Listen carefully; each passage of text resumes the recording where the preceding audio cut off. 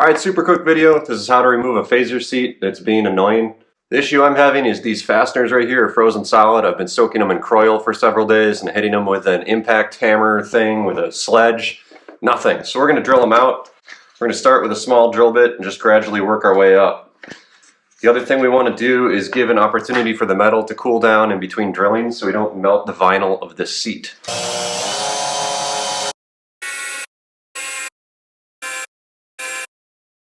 So I drilled these out, and then there are two 10mm nuts up under the tunnel, both of which snapped off. So this seat should theoretically come off now. Let's see what happens.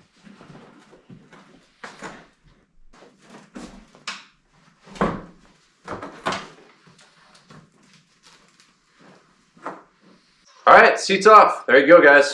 That's it for this one. Stay tuned for more Phazer things.